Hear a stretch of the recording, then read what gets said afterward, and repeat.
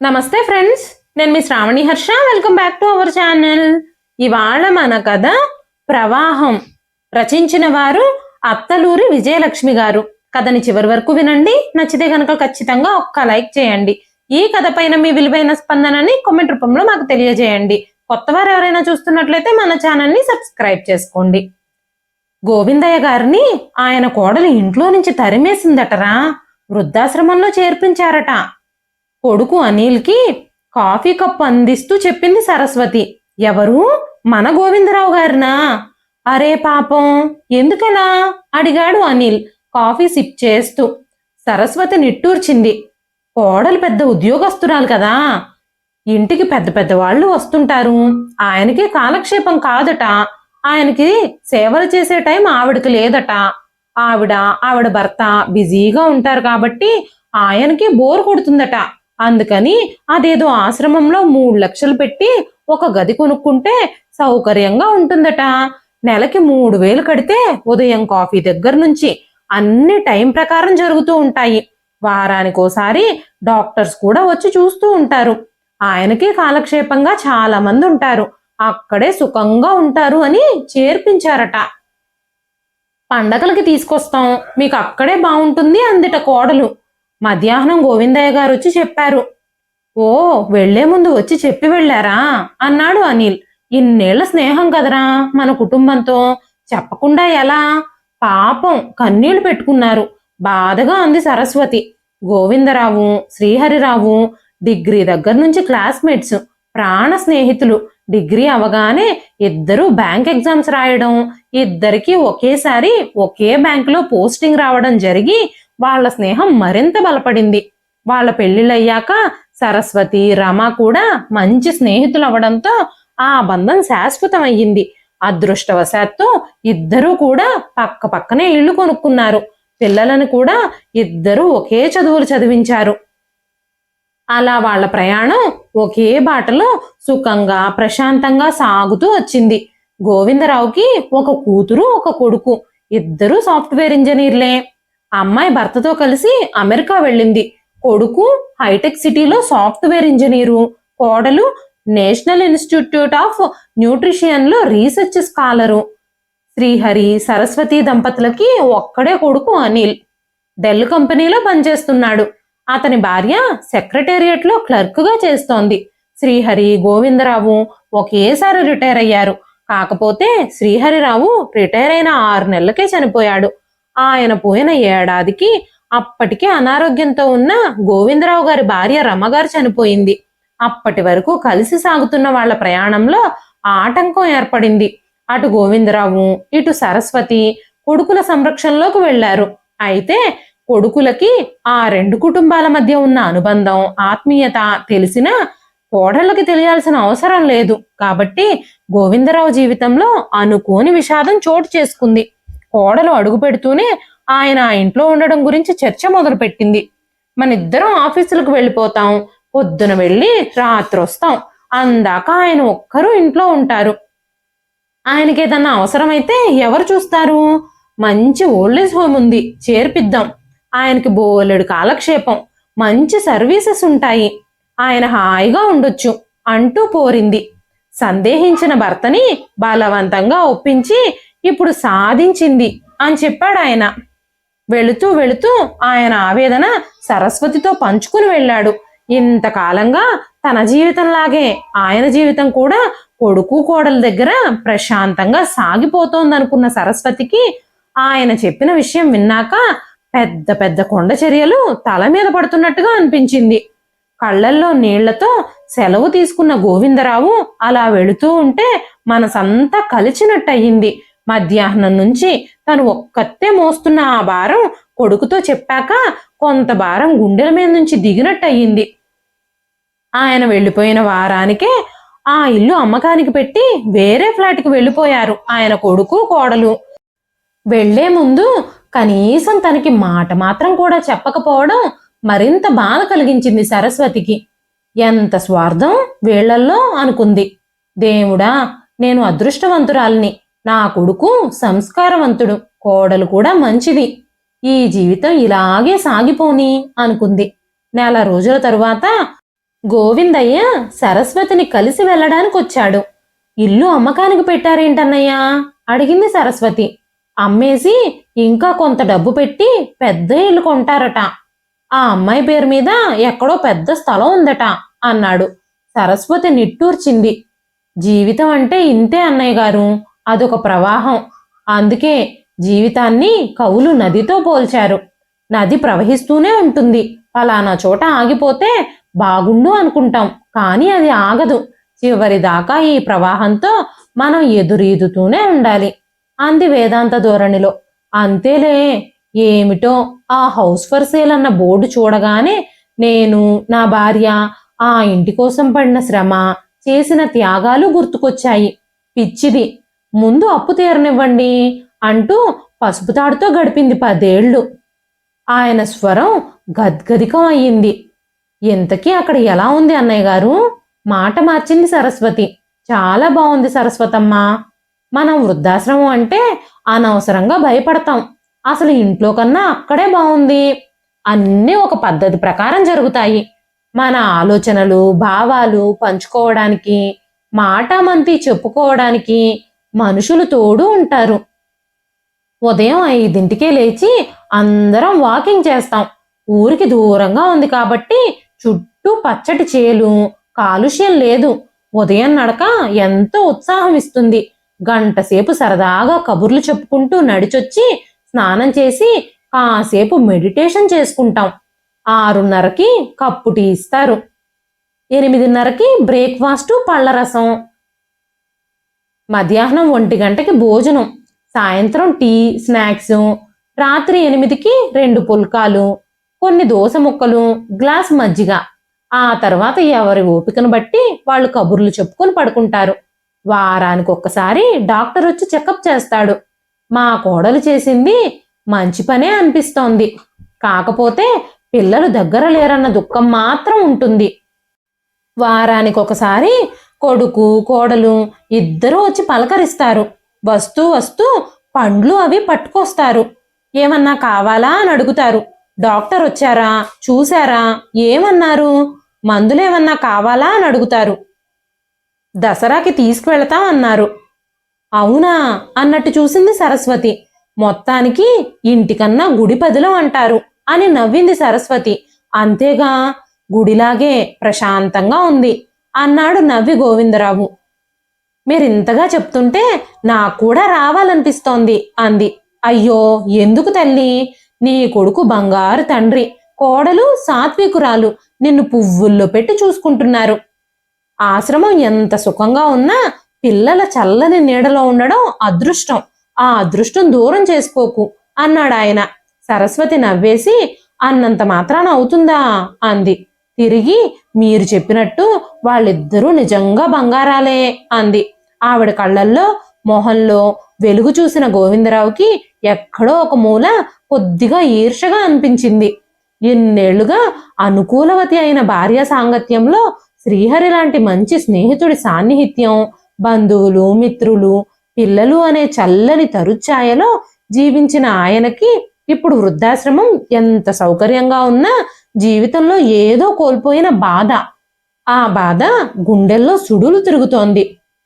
ఒక్కోసారి ఒంటరిగా కూర్చున్నప్పుడు కొడుకు, కోడల దగ్గరికి వెళ్ళిపోతే బాగుండు, వాళ్ళకి పుట్టబోయే పిల్లలతో ఆడుకుంటూ శేష జీవితం గడిపేయడమే కదా కావలసింది అనిపిస్తుంటుంది.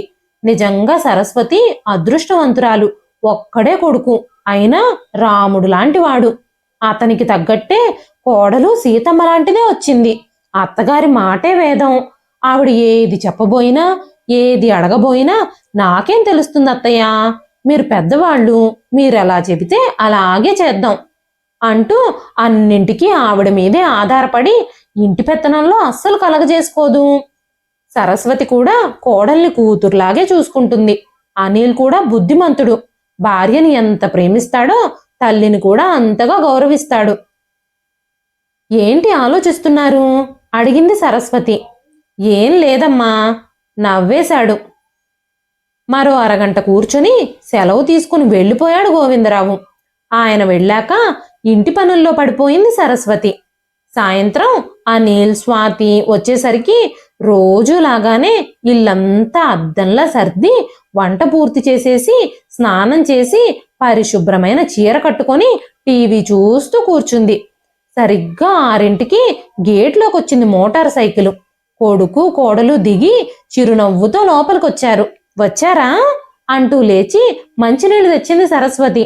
అత్తగారి చేతిలో గ్లాస్ అందుకుంటూ ఆవిడ్ని పరీక్షగా చూసిన స్వాతి పెదాల మీద చిన్న నవ్వు విరిసింది. ఎందుకమ్మా నవ్వుతున్నావు అని అడిగింది సరస్వతి.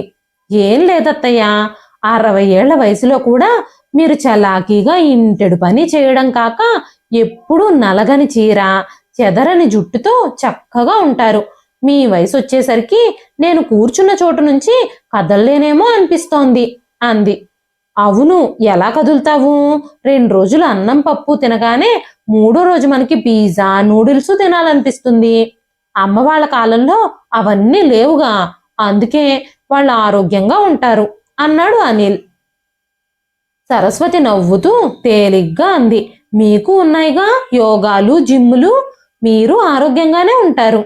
ఇంతకీ స్నాక్స్ ఏం తింటారు? పకోడీలు చెయ్యనా అనగానే స్వాతి అనిల్ వైపు చూసింది. వెంటనే అనిల్, ఏం వద్దమ్మా, కాసేపు అలా కూర్చో, స్వాతి నీతో ఏదో మాట్లాడాలట.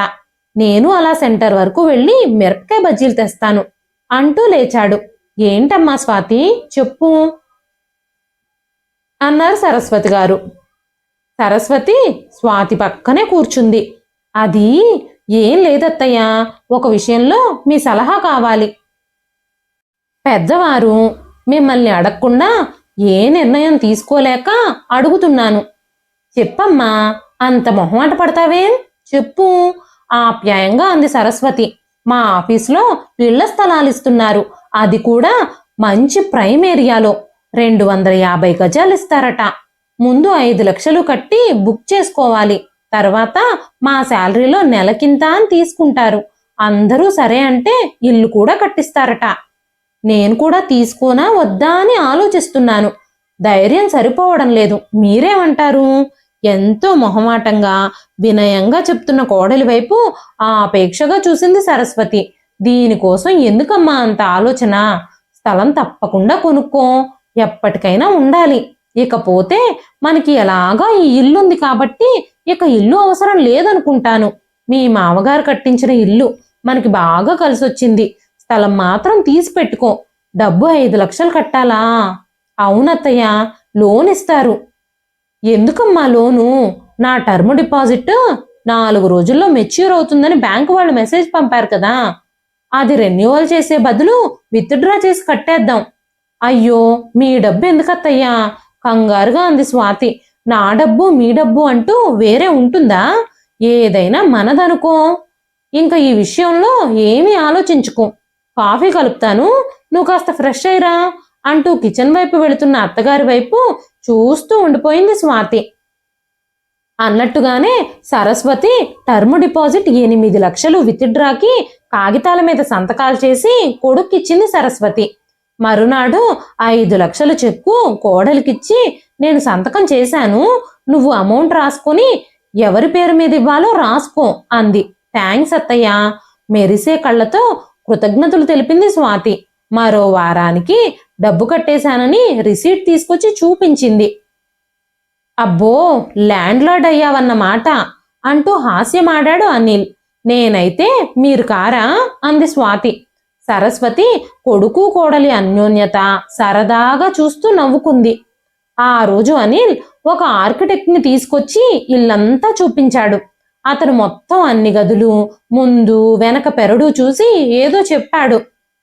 అతను అనిలు ఇంగ్లీష్లో మాట్లాడుకుంటుంటే అర్థం కాని సరస్వతి విషయం తర్వాత అనిల్ చెప్తాడులే అని ఊరుకుంది. అతను వెళ్ళిపోయాక చెప్పాడు అనిల్, అమ్మా, ఈ ఇల్లు చాలా పాతది కదా, రీమోడల్ చేయిస్తున్నాను. అసలు నాన్న వాస్తు చూడకుండా ఎలా కట్టించాడు ఈ ఇల్లు? చూడు, కిచెన్ ఉండాల్సిన చోట బెడ్రూమ్ ఉంది, ఈశాన్యంలో వంటగది. అప్పుడే అంది స్వాతి, ఇంట్లో వాస్తు లోపం ఉందా?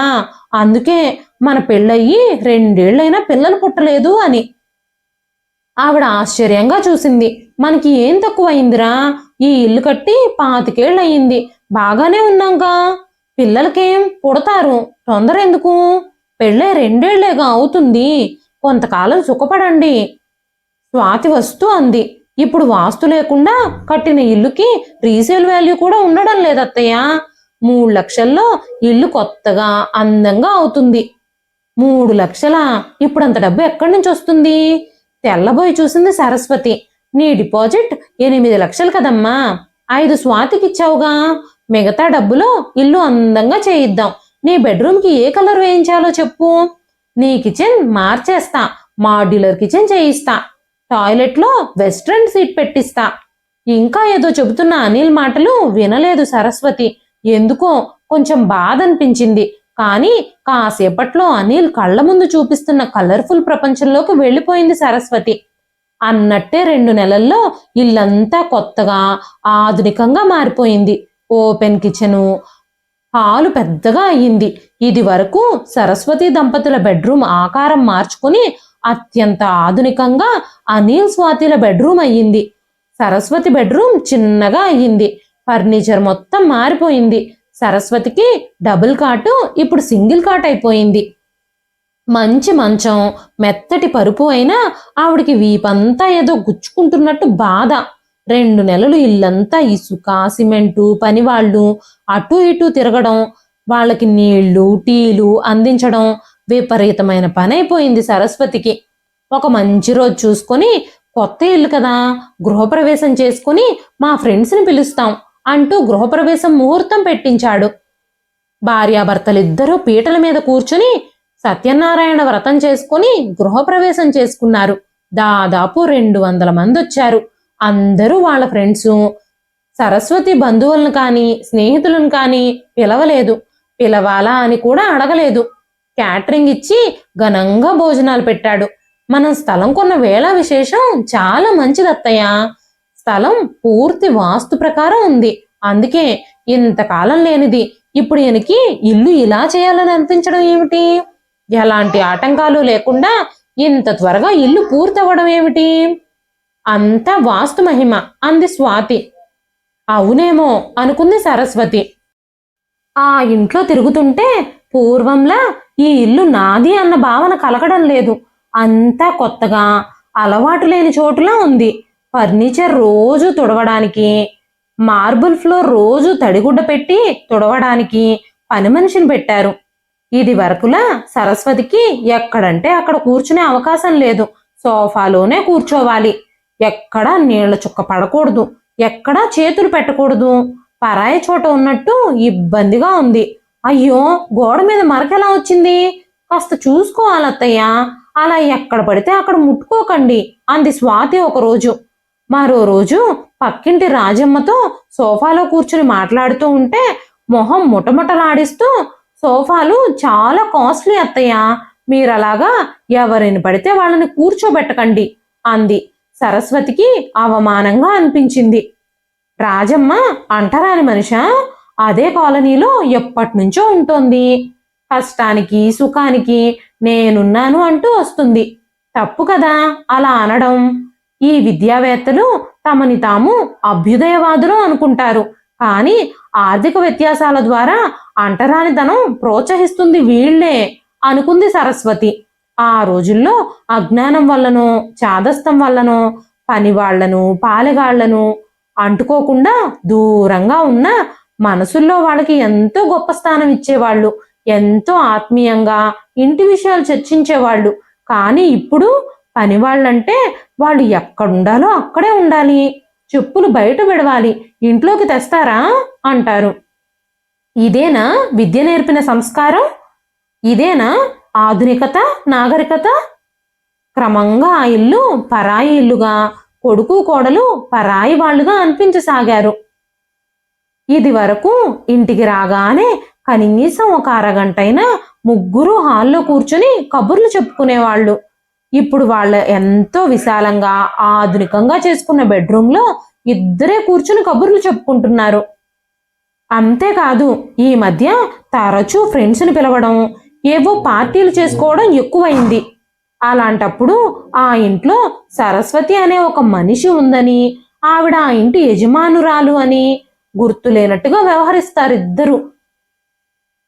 కోడలు అసలు ఏ పని చేయకుండా ఇంట్లో ఉన్నంతసేపు పడక గదిలోనే ఉంటుంటే సరస్వతికి కొంచెం ఎబ్బెట్టుగా అనిపించసాగింది. ఖరీదైన మంచం, ఖరీదైన పరుపు అయినా భర్తతో కలిసి పడుకున్న పాత మంచం మీద ఉన్న సుఖం, సంతోషం, తృప్తి దీని మీద లేదు అనిపిస్తోంది.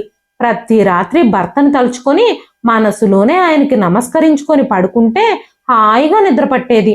కానీ ఇప్పుడు ఏదో అశాంతి, అసహనం. రాత్రి 11 దాటింది.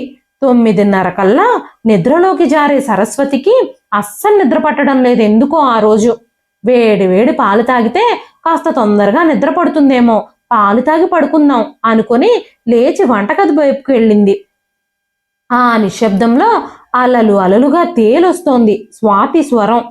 మీ అమ్మ దగ్గర ఇంకా వేరే అమౌంట్ ఏమీ లేదా? ఏమో, లేకపోవచ్చు. నాన్నున్నప్పుడే రిటైర్మెంట్ ఫంక్షన్కి అమ్మకి చంద్రహారం, గాజులు చేయించారు నాన్న. మిగతా అమౌంట్ ఫిక్స్ చేశారు. కొంత డబ్బు ఆయన హాస్పిటలైజ్ అయినప్పుడు ఖర్చు అయిపోయింది. అనిల్ స్వరం. ఆవిడకి ఇప్పుడు ఆభరణాలు ఎందుకు? పగడాల దండ ఒకటి కొనిద్దాం. ఆవిడ దగ్గర ఉన్న గోల్డ్ అడిగి తీసుకోండి. మనం చూసిన ఫ్లాట్ కొందాం, చవకలో వస్తోంది. కొని పెడితే మంచిది. రేపు పిల్లలు పుట్టాక మనం సేవ్ చేసుకోవడం కష్టం, ఖర్చులు పెరుగుతాయి. కరెక్టే, కానీ నేను అడిగితే ఏం బాగుంటుంది? నువ్వే అడుగు. నేను ఆల్రెడీ 5 లక్షలు తీసుకున్నాను కదా, వాటి కోసం ఎంత నటించాల్సి వచ్చిందో తెలుసా? మళ్ళీ నటిద్దు. ఇది ఆఖరు. ఇంకా ఆవిడ దగ్గర తీసుకోవడానికి ఏం ఉండదు కదా. సరేలేండి, మీరు ఒక వేస్ట్ క్యాండిడేట్, ఏమీ చేత కాదు. నేనే అడుగుతానులే. కాకపోతే ఇప్పుడు ఏం నాటకం ఆడాలా అని ఆలోచిస్తున్నాను. ఏదో ఒకటి ఆడు, కానీ జాగ్రత్త. మళ్ళీ ఆవిడకి మన ప్రేమ నటన అని ఏమాత్రం తెలియనీకు. ఆవిడ కూడా ఆ గోవిందయ్య గారిలా ఆశ్రమానికి వెళ్ళిపోతే మనకి పుట్టబోయే పిల్లలకి వేరే ఆయాలు దొరకరు. మనకి ఆవిడ అవసరం ముందు ముందు చాలా ఉంది. అది కాకుండా నలుగురిలో మనకి చెడ్డ పేరు వస్తుంది. నాకు ఆ మాత్రం తెలీదా? నేను చూసుకుంటాలేండి. అవును, మీ అమ్మకి ఆ గోవిందయ్య అంటే అంత ప్రేమేమిటి ఈ వయసులో? చచ్చా, ఏంటా మాటలు? మా ఫ్యామిలీస్ రెండు ఎప్పటినుంచో క్లోజ్. కిల్లకిల్లా నవ్వింది స్వాతి. ఊరికే అన్నాలేండి. అయినా మీ అమ్మ రోజు సాయంత్రాలు స్నానం చేసి చక్కగా తయారై కూర్చుంటుంటే నాకు నవ్వొస్తోంది. ఎవరన్నా చేసుకుంటానని ముందుకొస్తే ఆవిడ సెకండ్ మ్యారేజ్కి రెడీ అన్నట్టుంటుంది. ఏయ్, పిచ్చి పిచ్చిగా వాక్కు రా ఇలా దగ్గరికి. ఎంతసేపు కబుర్లు, అసలు పని కాకుండా. సరస్వతి వణికే కాళ్లతో పడిపోతున్నట్టే వచ్చి మంచం మీద కూలబడింది. వాళ్ల మాటలు చెవుల్లో సముద్రపు హోరులా వినిపిస్తూ ఉన్నాయి. ఇదంతా ఇదంతా నిజంగా జరిగిందా? జరుగుతోందా? అది తన కోడలు స్వాతి స్వరమేనా? కొడుకు అనిల్ గొంతేనా? టీవీలో వచ్చే తెలుగు సీరియల్ అయితే ఎంత బావుండు. ఆవిడ కళ్ళు ఆగకుండా వర్షిస్తున్నాయి.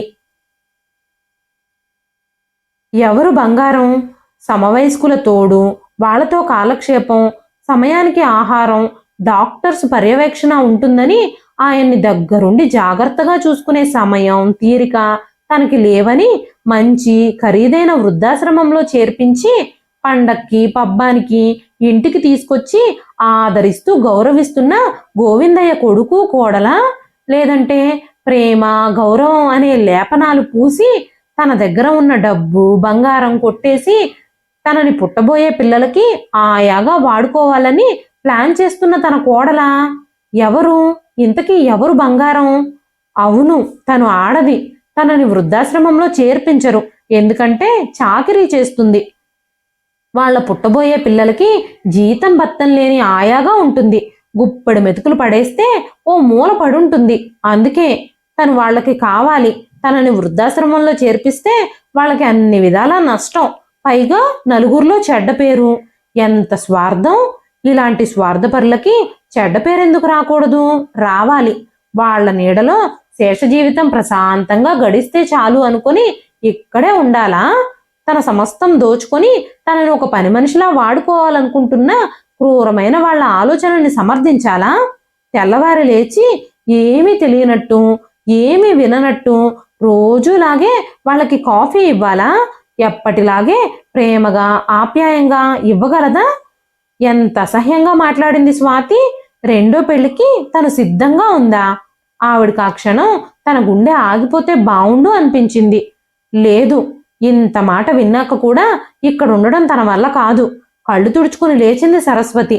బీరువా తెరిచింది. భర్త రిటైర్మెంట్ బెనిఫిట్లో చేయించిన చంద్రహారం, 6 గాజులు, పుస్తెల తాడు, నెక్లెస్సు, తన చేతులకున్న 4 గాజులు, మెడలో ఉన్న 2 వలసల పలకసర్లు అన్నీ ఒక పర్సులో పెట్టుకుంది. మిగిలిన నల్లపూసలు, చెవుల దిద్దులు, 4 జతల చెవుల కమ్మలు, ఒక ముత్యాల దండ అలాగే బీరువాలో ఉంచేసింది. పట్టు చీరలు వదిలేసి తన చీరలన్నీ సూట్ కేసులో సర్దుకుంది. బీరువా తాళం చెవి బీరువా మీద పెట్టేసింది. పర్సులో ఉన్న డబ్బులు లెక్క పెట్టుకుంది. 2000 తల పంకించి తలగడ మీద తలవాల్చి తెల్లవారడం కోసం ఎదురు చూస్తూ సీలింగ్ కేసు చూడసాగింది. ఫ్యాన్ గిరాగిరా తిరుగుతోంది. జీవితం ప్రవాహం లాంటిది. ఒక వ్యక్తి కోసమో, ఒక వ్యవస్థ కోసమో, ఒక కాలం కోసమో ఈ ప్రవాహం ఆగదు. అవును, ప్రవాహం లాంటిది. ప్రవహిస్తూనే ఉండాలి. ప్రశాంతంగా కళ్ళు మూసుకుంది సరస్వతి. రేపు ఉదయాన్నే ఆశ్రమానికి వెళ్ళిపోవాలని నిర్ణయించుకుంది. తన దగ్గర ఉన్న నగలు కోడలు లాక్కోకముందే ఏదైనా మంచి పని కోసం భర్త ఎంతో ప్రేమగా చేయించిన ఆ నగలన్నీ ఖర్చు పెట్టాలనుకుంది. ఏ మాత్రం ప్రేమాభిమానం లేని కొడుకు కోడలి పిల్లలకి ఆయాలా సేవలు చేయడం కంటే అమ్మ నాన్న ఎవ్వరూ లేని అనాథ పిల్లలకి సేవ చేయడమే మేలనుకుంది. తను ఉండబోయే ఆశ్రమానికే తన నగలన్నీ విరాళంగా ఇవ్వాలనుకుంది. ఆ దిశగా ముందుకు అడుగులు వేయాలని నిర్ణయించుకుంది. తెల్లవారి పొద్దున్నే కొడుకు కోడలు ఆఫీసులకు బయలుదేరగానే రెడీ అయ్యి ఆశ్రమం వైపుగా అడుగులు వేసింది సరస్వతి. ఇదండి ఈ రోజు కథ. ఈ కథ మీకు ఎలా అనిపించింది? కథ నచ్చితే ఒక్క లైక్ చేయండి. ఈ కథ పైన మీ విలువైన స్పందనని కామెంట్ రూపంలో మాకు తెలియజేయండి. మరెన్నో ఇలాంటి ఇంట్రెస్టింగ్ కథల కోసం మన ఛానల్ని సబ్స్క్రైబ్ చేసుకోండి. మరొక మంచి కథతో రేపు మళ్ళీ కలుస్తానండి. అంతవరకు సెలవు.